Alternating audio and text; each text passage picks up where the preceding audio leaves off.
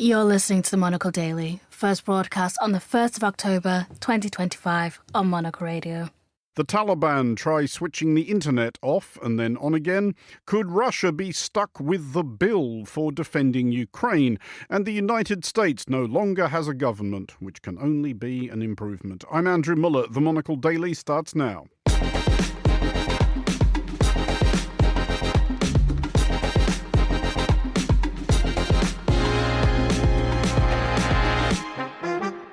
Hello and welcome to the Monocle Daily, coming to you from our studios here at Midori House in London. I'm Andrew Muller. My guests Lynn O'Donnell and Quentin Peel will discuss the day's big stories, and our On This Day historical series will recall the device which made you pay for a bunch of stuff you'd already bought. Stay tuned, all that and more coming up right here on the Monocle Daily.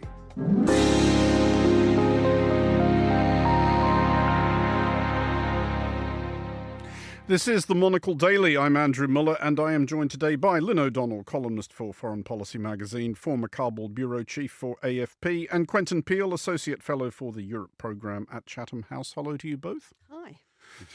Lynn, first of all, grave news. You have recently been bitten by an insect. I was. Which insect bit you? What had you done to upset it? I was just walking down the road. I felt this little electric shock in my chin, and it was called a budkin, and they like... How do you know that? Did it introduce itself? Well, I started wondering whether it had got down my clothes, and I was searching and then saw it sitting on my hand. I remembered what it looked like, and I searched the internet, and I found it. And they live in oak trees and are usually prevalent in parts of London in November. So it was an early attack. See, this is news to me. See, and perhaps much like yourself, Lynn, as an Australian living in the United Kingdom, had never really taken their insects or their wildlife generally seriously, because we, of course, grow up surrounded by things which could kill us in an instant. and often do. And often do. So we tend, I think, perhaps not to take anybody else's wildlife serious. Yeah, but to our peril. I've been bitten by spiders in this country, and I've got scars remaining. I too actually have been bitten by the British spider. Maybe they're trying to tell us something. Maybe. Quentin, you have recently been voyaging throughout these islands. Do you have any insect bite stories you would like to share with us? Well, we were a bit invaded by hornets in Wales. There we go. But it was very weird because they kept flying into the little cottage where I was staying and then dying. So they weren't actually attacking us at all. They were coming in. It's preferable to them living. Yes, I think it probably was. So, no, and I agree with you, the insects on these islands are on the whole not very lethal. There was a very large spider in the bath, but I managed to get rid of that. Large is relative. Yeah, I'm now just like absolutely grimly aware that the most completely perfect Welsh/Hornet crossover pun is going to occur to me probably about 5 minutes after we go off air, where it will just be no good to any of us. Although, of course, I could record it as a retake and drop it seamlessly into the show. But we will start in Afghanistan, where, according to the latest reports, people might be able to listen to this, the Monocle Daily. Afghanistan's internet was disconnected entirely for 48 hours, prompting widespread and all things considered understandable assumptions that the Taliban had unplugged it as part of a wider campaign to resurrect the isolated fundamentalist autarky of the 1990s. All communications and banking halted, as did flights from Afghanistan's airports and such education as is still accessible to Afghanistan's cloistered women and girls. As we go to air, however, it is all back on, the Taliban claiming that some old fibre optic cables needed replacing. Lynn, you have been in touch with friends and colleagues in Afghanistan now that that's possible again. It's possible. What are they saying? The shutdown of the internet is not seen as having been accidental or someone tripped over a cable or there was a shutdown for repairs. It's been creeping across the country for the last few weeks, even months, and this was widely expected. The Supreme Leader, Hibatullah Akhundzada, who is cloistered in Kandahar, has been ruling by decree, and he has decreed amongst his many decrees that smartphones should not be used at all. And so in some parts of the country, smartphones are banned. Images are no longer permitted on television, so television has essentially become radio. Yeah. And this shutdown of the internet was experimented with in far-flung provinces, as a lot of these decrees are before they become blanket. And I think what happened was that his decree against the internet, which at first was sold as having been a morality issue. You know, you have tens of thousands of young men who've been brought up in isolated madrasas in the Hindu Kush, find themselves with internet access, and the women are all locked up. Well, morality on the internet becomes an issue, and the Supreme Leader didn't like that. But it's also about shutting people off from access to outside information. And there are television stations broadcasting into Afghanistan from outside. And I don't think people who are around him understood the vaster implications of banks not working, for instance, ATMs being shut down, medical facilities not working, biometrics, airports, all of the things that we take for granted in modern life suddenly didn't work. People couldn't talk to each other. Because just to follow that up quickly, Lynn, it is important to recall, isn't it, that this has always been a bit of a thing where the Taliban were concerned. I mean, I think the photo I most wish I could have taken but wasn't allowed to, because that was another manifestation of technology that was illegal. I remember getting stopped at a Taliban checkpoint somewhere between Jalalabad and Kabul in about 1998, and the checkpoint was literally fortified with smashed up televisions and video recorders and strung with tape which had been pulled out of video cassettes. An absolutely fantastic Mad Max set piece there. But they have never liked just modernity. It's an instrument of control, isn't it? Because power and control go together, and that's what this is about. And I think that with any mad leader, and the Supreme Leader is a mad leader, there should be people around him who say, look, if you go a little bit too far, then you're going to push out anybody who's going to invest in the country, for instance. But I think a total shutdown is a precursor to an incremental reopening with controls. China is a very good friend. Pakistan is next door. Iran is on the other side. You know, it's not like it's an information free flow friendly region. You know, and so I think what we will probably see, even though there is crowing and joy, we're back on the air. I don't think that the country is back on the air. I think everything is going to be conditional and very much truncated going forward. Quentin, another aspect of Afghanistan we did wish to discuss on the subject of outside powers who are taking an interest in it. This idea being floated by the United States, or at least by President Donald Trump, whose capricious interest in the acquisition of territory we are now familiar with. They want Bagram airfield back. Is it clear to you why? It's very weird. It's very Trumpian, isn't it? It's sort of, I just got this idea. But I think that there's probably a variety of things. One, it's very difficult to come up with a logical answer to why is Donald Trump doing X, Y, or Z. Why would he want Bagram Airport back? This symbol, in a way, of the failure of the US in Afghanistan. And which, lest we forget, though the withdrawal did not happen on his watch, he made the deal, which underpinned that withdrawal. He made the deal that basically, Bagram was given away for nothing. And this is a huge airport that once had 10,000 people working there and with enormous facilities. But the idea there was a Pizza Hut. That the idea that the US could somehow go back into Afghanistan, the scene of this awful defeat, basically, and take the airport back from the Taliban. I just can't see it happening. Now, is it actually a sort of Trumpian thing where he makes some outrageous and unrealistic demand, but then he wants some sort of deal that settles for something slightly different? Or is it all about an obsession with China, that if we could get away with this, then you're opening up something that's could be a threat to China, US arm watching China. I mean, that's what it's presented as, but I'm not sure that I believe it. I think this is just Trump having a bad dream, to be honest.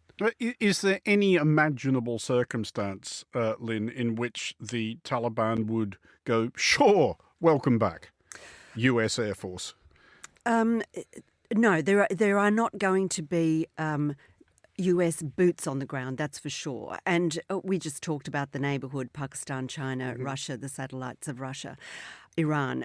That's not on the cards. But what is on the cards and what is apparently being discussed is a civilian counter-terrorism surveillance presence at Bagram as part of a package of other things that includes, hostage releases and, continued financial support. And what the Taliban want more than anything is a level of diplomatic recognition. And I think that they would be very happy to have some sort of civilian/diplomatic American presence, and maybe allow it to be at Bagram as part of a broader deal. So Quentin's thesis there not actually impossible, that Trump is maybe deliberately doing that thing of you stake out the extreme proposition and then sort of come in to make it look like you're being reasonable. But I also don't think that the American public would want US military presence in Afghanistan. Been there, done that, lost a lot, and we're glad to be out. And that was one of his election promises. So no military, but certainly civilian diplomatic possibilities, yeah. Well, to Copenhagen now, where EU leaders are conferring at a European Council. These happen pretty regularly. This is like the 8th such or similar thing this year, and are not necessarily that big a deal, but this one might be. It is speculated that this might be the one at which all present recognise the poetic justice in making Russia pay for Ukraine's defence. There is about 140 billion euros worth of Russian assets frozen in EU banks. The idea is that this could be lent to Ukraine interest-free on the understanding that Ukraine will spend it buying European weapons. Quentin, as an idea, is this not actually more logical than what has been happening, i.e. that the interest on these assets has been creamed off and used to support Ukraine?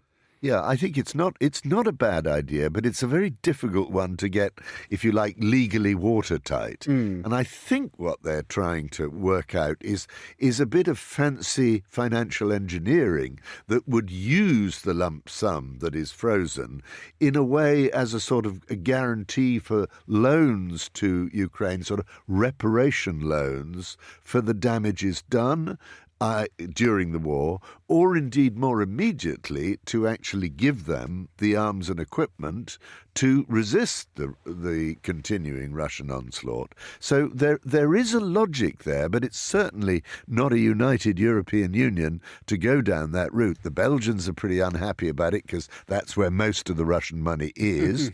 The French are not very happy. I think they think, oh my God, could somebody seize our assets sometime in the future? So it seems to be mainly the Germans and Ursula von der Leyen who are pushing the idea. Just to follow that up, Quentin, is that basically the argument against? I mean, I think most people at this thing, possible exceptions of Hungary and Slovakia, would be quite happy to find a new way to support Ukraine. But is that the argument against, that we do risk establishing a precedent here whereby anybody anywhere can seize or sequester or appropriate the assets of anybody they're upset with?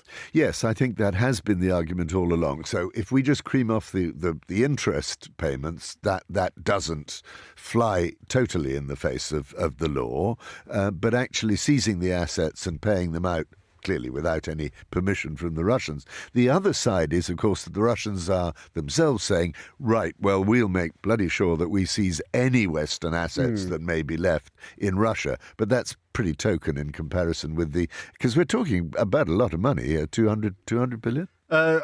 Depends who you ask, 140 to 200 billion euros. But yes, it is a lot of money. Lynn, would you be persuaded by those arguments against? Against actually doing this and lending this money to Ukraine at an attractive interest rate of nothing at all. Quentin and I were talking about this before, and I didn't use all your best material in the waiting room. We did. Yeah, that's what green rooms are for. Yeah, we're going to have to start separating the guests before the show starts. But I kind of, it's not an area that I have any real specialist knowledge of, but it seems to me that use of the interest would all on 200 billion euros. We're still talking about an awful lot of money, and really what it seems to me to be is a recognition at the highest levels of the European Union that America is no longer the default funder or protector.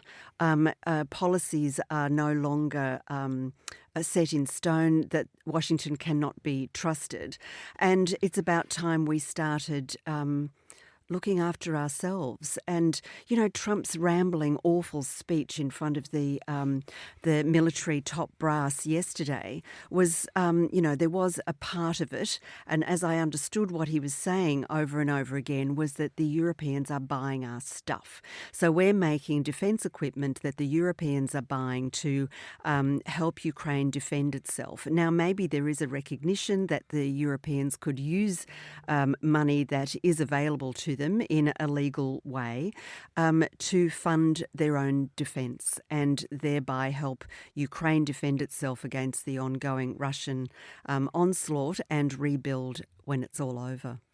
Quentin, is there any, or has there been, or is there likely to still be any love for the idea, which has been again floated around, this idea of seizing Russian assets, that these assets, in theory at least, belong to the Russian people? They do not belong to the Russian regime. Yes, I suspect that is out there. But nonetheless, I think on the other hand, you have the argument that there is a clear justice in using Russian assets to actually pay for Russian damage. And so that there is, those who I think are backing this idea, it's not entirely sort of selfish, we haven't got the cash, let's just take the Russian cash. There is a crude justice here of saying, Russia, you are absolutely smashing to bits your immediate neighbour, and you should pay for it. I just want to come back finally, Lynn, to what you were saying about President Trump's speech earlier this week, by way, at least in part, of seamlessly setting up the next item. Because the address he gave to the assembled generals, I think it's fair to say, was remarkable even by his standards. He spent a great deal of it complaining that the White House stationery is not sturdy or gilt enough, and that modern warships are the wrong shape. Should it have further galvanised the European leaders meeting today around the idea that, we really are on our own here? I think the whole world must feel pretty much the same way. That was an astounding, yes, like you say, more astounding than setting a new bar for astounding. Really... I couldn't help wondering about his cognitive abilities. There was a whole riff on Biden falling downstairs, and I walk downstairs very slowly so that I don't fall downstairs. He was, in fairness, very, very generous about Barack Obama's ability to negotiate staircases. He did say that he trips down the stairs. He bounces down the stairs. Hated his policies, loved the way he bounced downstairs. I think that the realisation has been dawning on European leaders for some time. And they have started to pay their own way in NATO, knowing that, consequences for not doing so at Trump's order are unpredictable at best and quite dire at worst. And so, I think the answer to your question is anyone listening would think, we're on our own. Well, attentive listeners to this programme, like we have any other kind, will recall that we began tonight's programme discussing the dysfunctions of the Taliban in Afghanistan. So we return now to the subject of insular and impulsive fanatics who cannot govern, and look at the United States, the federal government of which is presently closed for business, with the consequence that all operations deemed deemed non-essential are suspended. Perhaps 750,000 federal employees are suddenly on unpaid leave.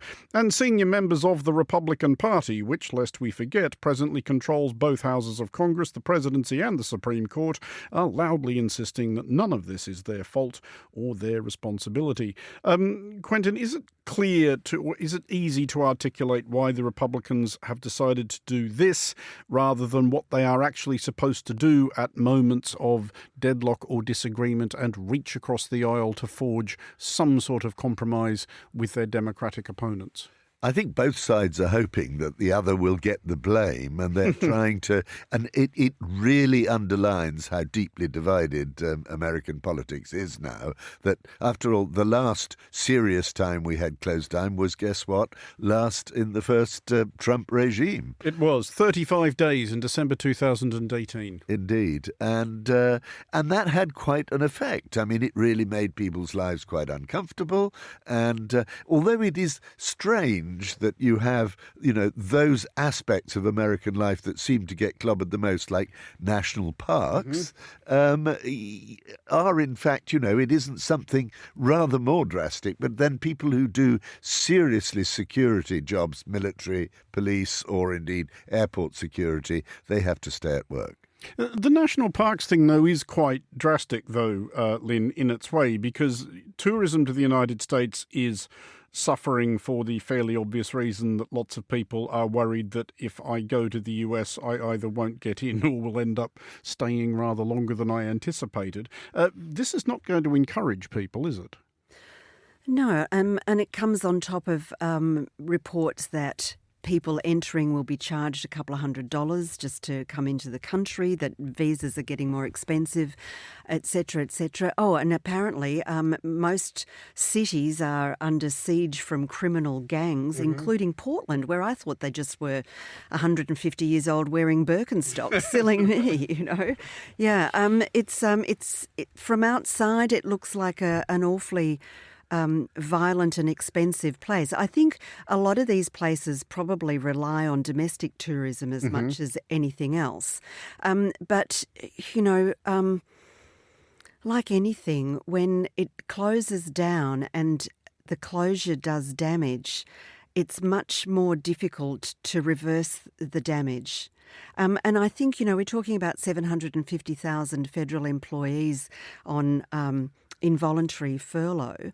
A lot of them may not be re-employed. I think the fact that it needed, 8 people to be swayed one way or the other to stop the shutdown, and that didn't work.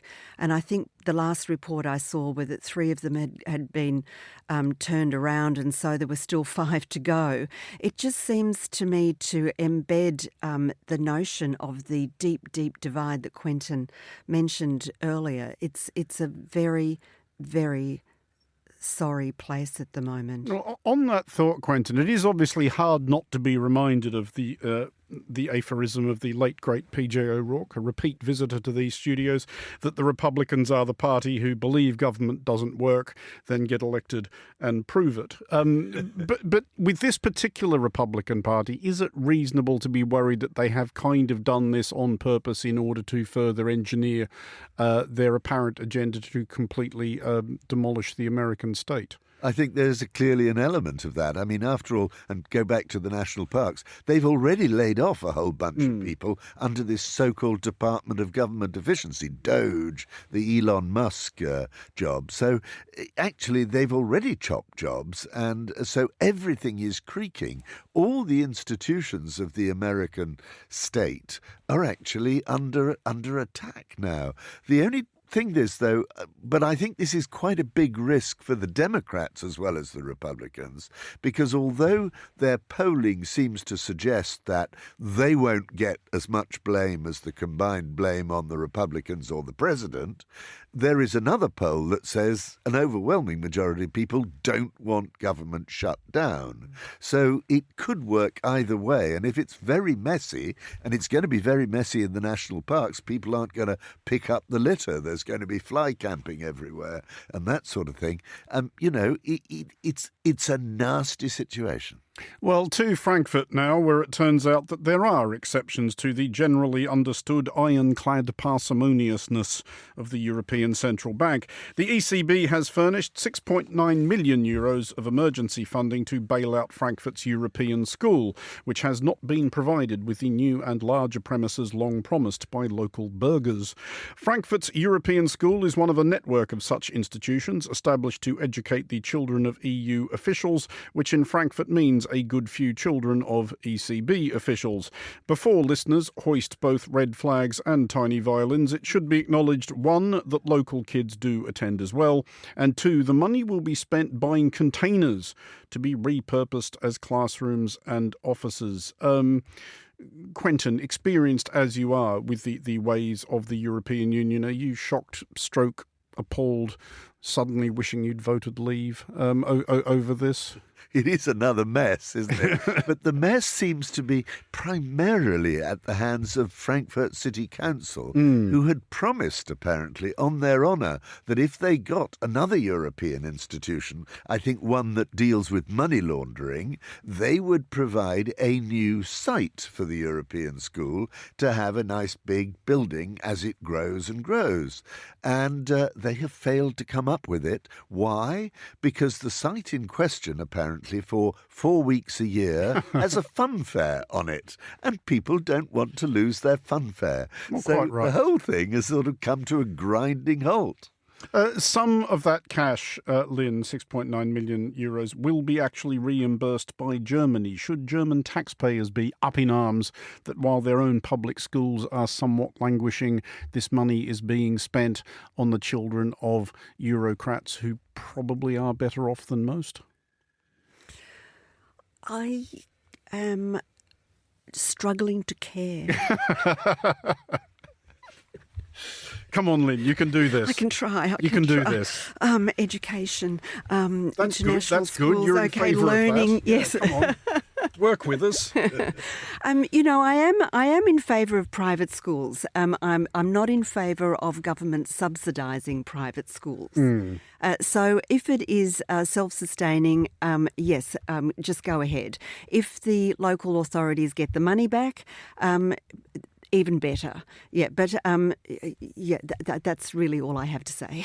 Is there value, though, Quentin, to schools such as these? Is it reasonable, for example, because various countries do make efforts on this front, for example, the children of military personnel, to make sure that wherever their personnel may happen to be in the world, their education is taken care of? Is it particularly outrageous that people who are expected to uproot their lives and move elsewhere should have their kids' schooling paid for?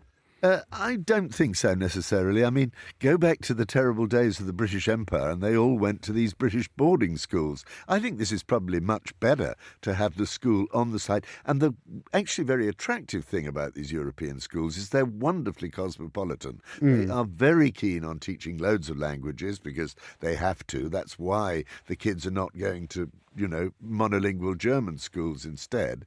And so I've regarded the schools as always rather good, with one small exception. I seem to remember somebody called Boris Johnson once went to the European school in Brussels, but only briefly. He then went on to a British public school. Just before we go, would anybody like to indulge in any sort of inverse snobbery about the relative ruggedness of their own education?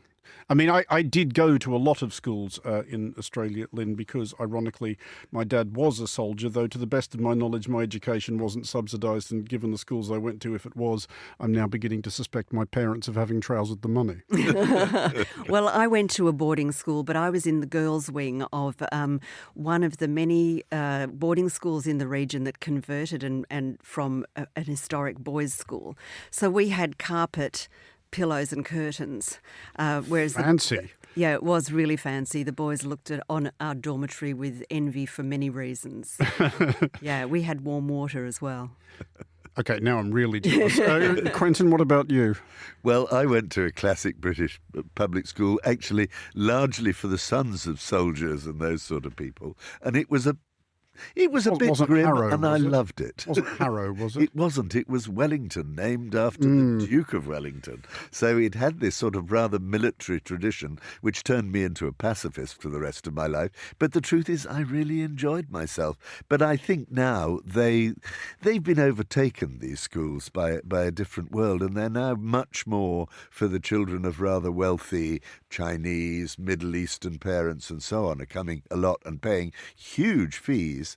And I think it would be much better to have more locally founded schools, and ones that, though, teach languages. That is one of the great sadnesses of my life, that British schools aren't good at teaching languages. Well, on that rousing encomium to the virtues of private education, Quentin Peel and Lynn O'Donnell, thank you both for joining us. Finally, on today's show, our On This Day historical series recalls the launch of the format that was going to transform our consumption of music, and indeed did, until it didn't. It weighed nearly 8 kilograms. It was about 33 centimetres square, doubtless coincidentally, but almost insultingly, the approximate dimensions of a 12-inch vinyl album sleeve. It cost 168,000 yen in 1982 money, about 235,000 yen now, equivalent to about 1,350 euros.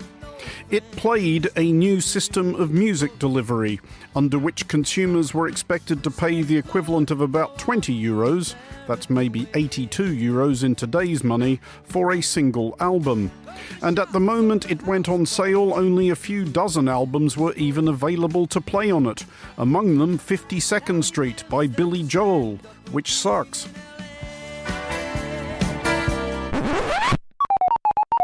Unbelievably, all that considered, the Sony CDP-101, or at least the technology it portended, became extremely popular.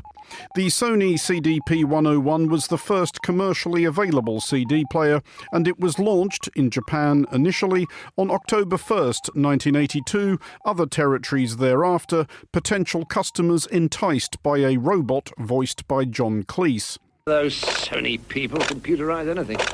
Take the new compact disc. 1 hour of Mozart out of a beer mat. Pure sound played by laser. Just listen to that. No hisses and crackles, of course, but if you do want that, munch a biscuit, sip a cup of cocoa, and it'll sound just like your old record player. You know what I mean? Fancy a dance? Sony. Whatever will they think of next? This was, we were earnestly informed, the future. Within a decade, the CD had overhauled vinyl and cassette to become the dominant audio format. Honesty is such a lonely word. The compact disc did have some unarguable advantages over what it supplanted.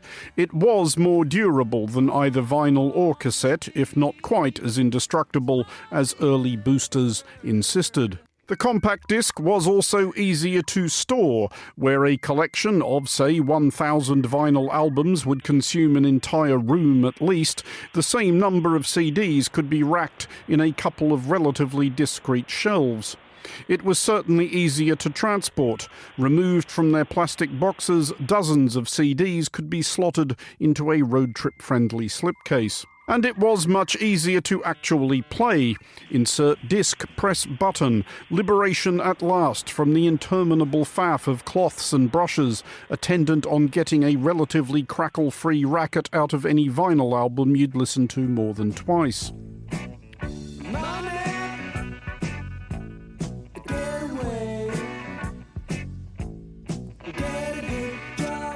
For record companies, however, the appeal was possibly more to do with the fact that people who'd spent decades buying records and cassettes might now be encouraged and or feel obliged to buy music they'd already paid for at least once, all over again.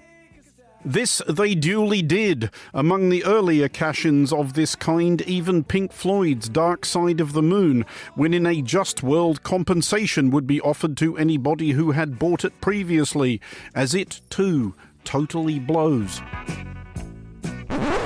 For these reasons, the CD player became, in its early years, a symbol, and not of the gleaming sci-fi audio utopia its manufacturers were promising. It was instead widely derided as the soulless, avaricious, antiseptic enemy of the rugged, anti-establishment authenticity attached to vinyl. The Smiths, possibly struggling by the time of their last album, 1987's Strange Ways Here We Come, to find more things at which Morrissey could sigh impatiently, spoke on this as on many other subjects for legions of lemon-sucking rejectionists. Reissue, repackage, reevaluate the songs. Double. The CD player's image was not helped by an unrelated phenomenon of the times. Since the term hit 3 years ago, the media has grabbed on, and in 1986, just about anyone can describe a yuppie. Somebody who makes over $30,000 a year, lives in Hyde Park, and drives a BMW. Most post-war youth cultures had been distressing or at least annoying to people not involved in them. That is, after all, part of the point of youth cultures. But the 1980s yuppies, or young urban professionals, were even more distressing and annoying to outsiders because, as well as their youth, they had money, which struck many as unfair, and they spent some of the money they hadn't spent on idiotic shoulder pads and silly red braces and stupid mobile phones the size of house bricks on CD players on which they could listen to dreadful albums by Huey Lewis and the News. It's hip to be square. It's hip to be square. The technology unleashed on this day 43 years ago was impressive and successful while it lasted, and it had a good run until the MP3 and other downloadable or streamable mediums separated recorded music from physical existence, and music became less a special indulgent purchase and more a utility, something that pretty much comes out of the tap. But the CD player inspired little love. There are few, if any, affectionate references to it in any of the songs ever played on it, which is not a grievance vinyl can claim. All I've got is a beat-up chair, a mattress, a fork, another to spare, and that dusty old pile of records on my floor.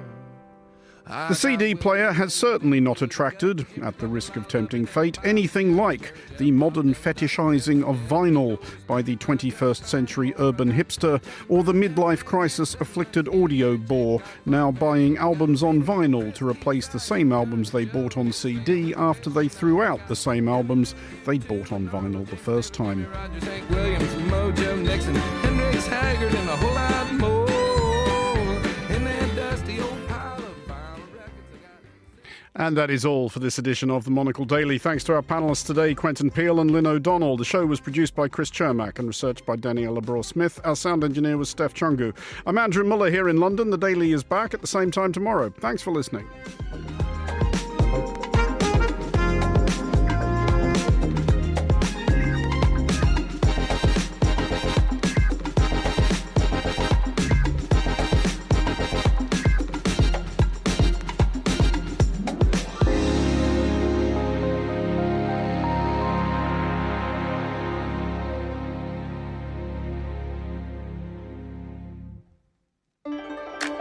Across the week, Monocle has you covered on everything from the latest in current affairs to culture and news of just-released products in the Monocle shop, plus all of our events around the world. Our free-to-subscribe email newsletters, the Monocle Minute, and weekend editions deliver daily news and recommendations from our editors, correspondents and bureau. Plus, on Saturdays and Sundays, you can enjoy weekly columns from Andrew Tuck and Tyler Brûlé. Stay informed and inspired with the Monocle Minute. Subscribe now at monocle.com/newsletters.